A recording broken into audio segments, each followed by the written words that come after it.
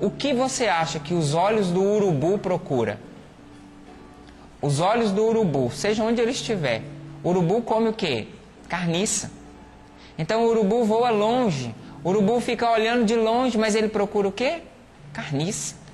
Se você colocar ali na beira da Dutra, onde tem sempre um tanto de urubu, né? Se você colocar ali do lado dele aquela carne bem temperada, cheirosa, deliciosa, coloca ali na beirada da Dutra e coloca ali um animal que foi atropelado, que está ali apodrecendo. Pode até ser nojento falar isso, né? Mas você acha que a hora que você soltar o urubu, ele vai atrás de quem?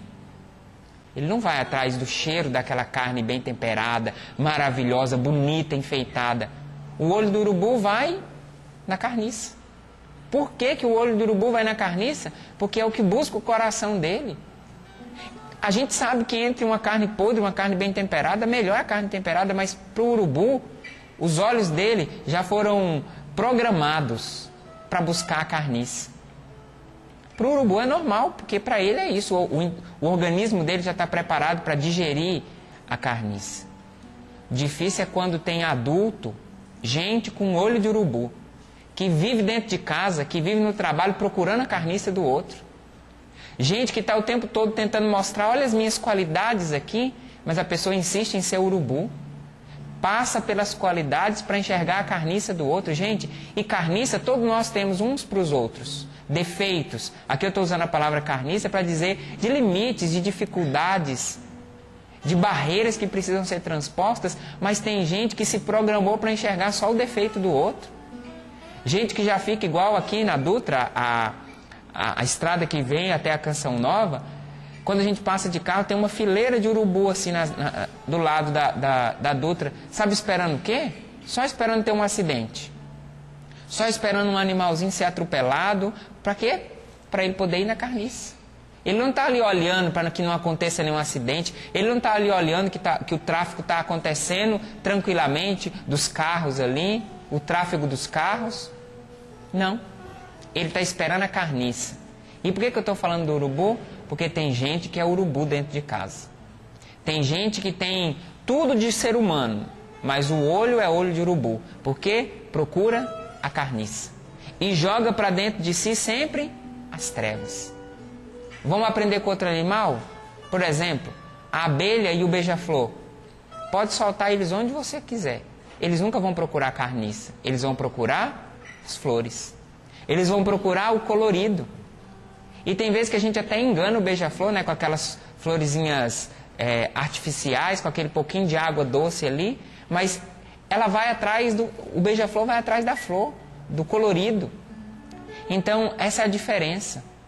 Esses animais estão programados, um para procurar a carniça, o outro para procurar a flor, o colorido. Examina, pois, você agora. É a palavra que está dizendo, não sou eu. Estou falando para você se examinar. A palavra que está dizendo, examina, pois. E o dicionário nos ajudou a meditar, a entender. Meditar com respeito, minuciosamente. E aqui para a gente entrar no concreto da nossa vida. Para sair do mundo animal e entrar no mundo do homem, que muitas vezes é bem mais complicado do que o mundo animal. Mas que é esse homem que é amado por Deus, é esse homem que Deus investiu todo o seu amor, que apostou, que acreditou. Eu convido você agora, junto comigo, examinar a sua forma de olhar a vida, a sua forma de se olhar. Gente, que se eu desse aqui agora um tempo e uma lista para a pessoa fazer um exame de si mesmo, ela faria uma lista enorme dos seus defeitos. Ia expor todas as suas carniças. E a outra lista das qualidades teria uma ou duas qualidades. Gente que com certeza tem muito mais qualidade, mas que com o olhar de urubu só enxerga os seus defeitos. Gente que treinou em só enxergar coisas podres e esqueceu da beleza das flores, do colorido. Gente que tem vocação para ser mais homem urubu, mulher urubu, do que um beija-flor, do que uma abelha que busca o colorido da flor. É assim que a palavra está dizendo. Examina.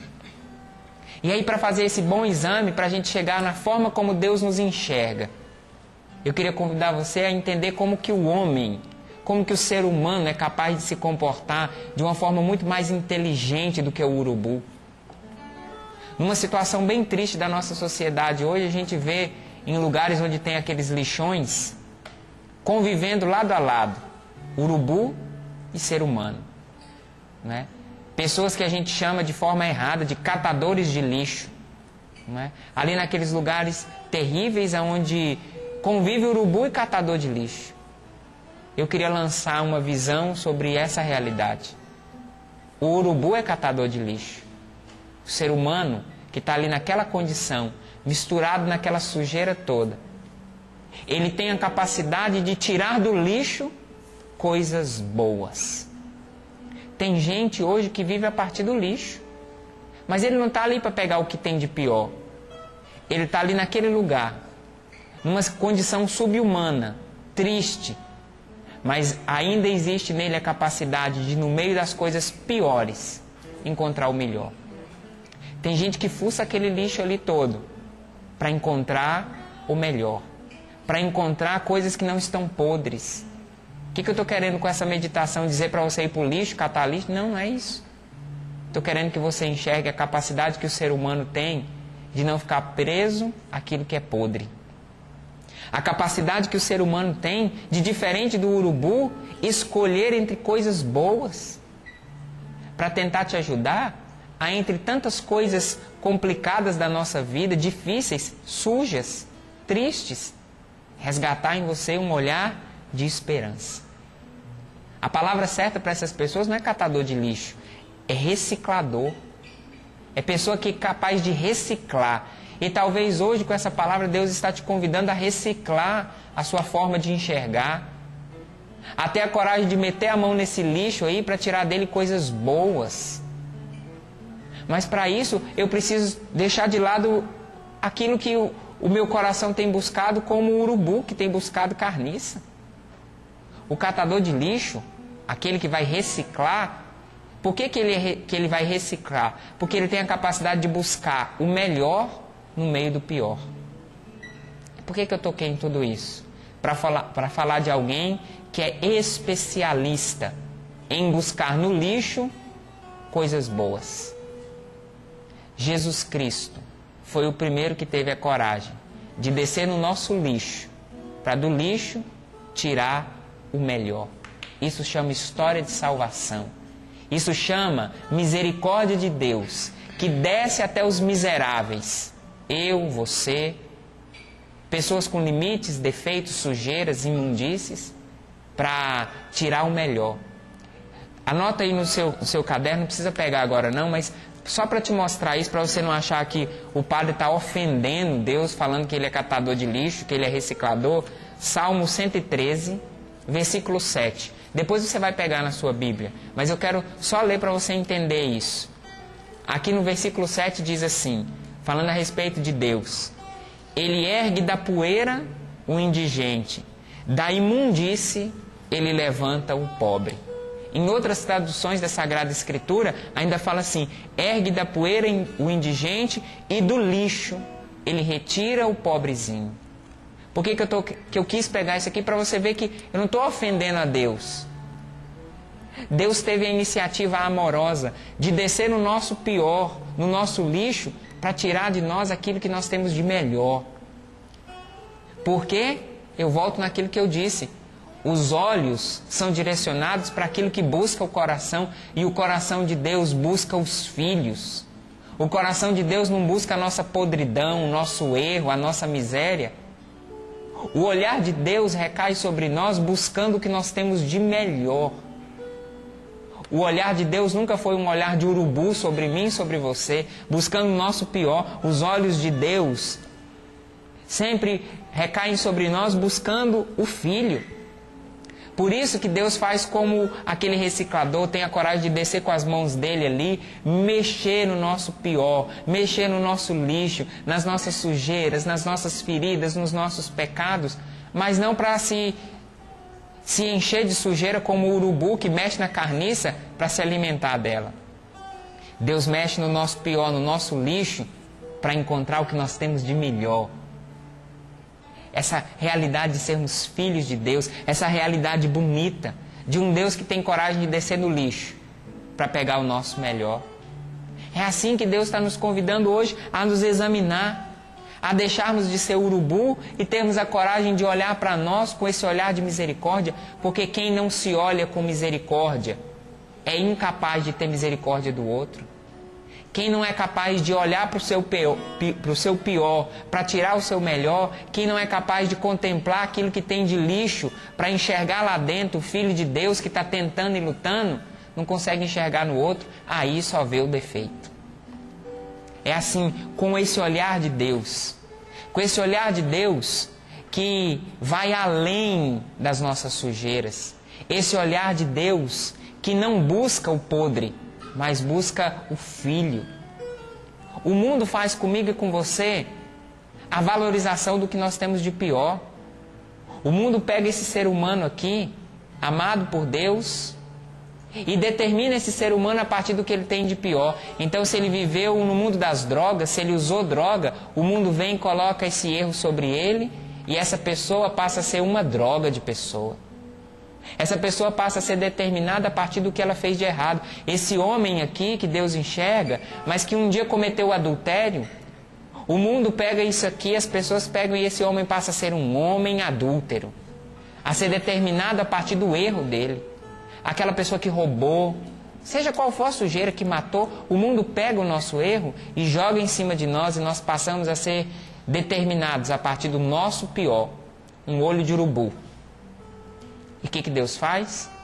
Deus, com a sua misericórdia, que nunca amou, nem nunca contemplou, nem nunca se alegrou com o nosso pior, separa o nosso pior do nosso melhor.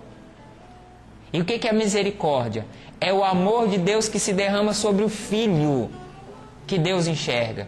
E amando esse Filho, Deus perdoa esses pecados.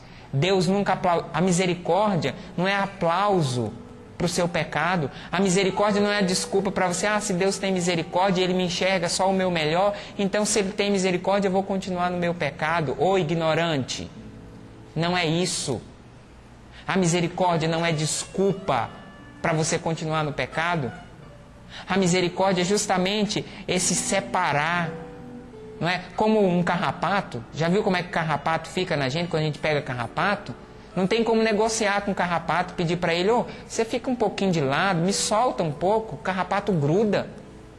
E muitas vezes nós fazemos isso com os nossos limites, com os nossos erros. A gente gruda, porque um dia eu cometi aquele pecado, um dia eu fiz isso, um dia eu fui assim, então eu passo a minha vida toda com esse olhar sobre mim de urubu. Não estou dando desculpa para os seus erros. Foram erros, mas separe isso agora. Isso é bonito como nós sacerdotes contemplamos isso acontecendo no sacramento da confissão, no sacramento da cura e da misericórdia, onde Deus separa isso. Um Deus que nunca aplaudiu o erro, mas um Deus que sempre buscou o Filho. Por isso, os olhos procuram aquilo que busca, que quer ser o alimento do coração. Deus sempre buscou os filhos. Por isso os olhos de Deus, quando nos enxergam, veem as sujeiras. Esses dias agora os jovens vão experimentar aquela realidade de passar pela lama, né? Vão ficar fedidos, sujos, cheios dessa lama. Mas é incrível como Deus é capaz de enxergar além da lama. Por quê? Quando a gente olha para as pessoas, a gente sente o nojo daquela lama. Nossa, fica longe. Deus não. Deus ultrapassa a lama. Deus vê o Filho. E por que Deus vê o Filho? Porque o coração de Deus busca o Filho. E aqui, a partir de Deus agora, eu quero te ajudar a ir além da lama da sua casa, da lama do seu casamento, da sua própria lama. Sem desculpar, sem dizer, continua no pecado porque Deus é misericordioso. Não. Isso é ignorância. Isso é se acomodar. Isso é manipular a palavra misericórdia a favor de si para continuar nessa vida mansa do pecado. Não. Você só vai conseguir sair desse lixo, se levantar dessa poeira, onde você tem vivido como um indigente, se você fizer a experiência de ser enxergado com esse olhar de Deus que vê o Filho. Estou te convidando. fazendo esse exame, a reabilitar a sua capacidade de enxergar agora.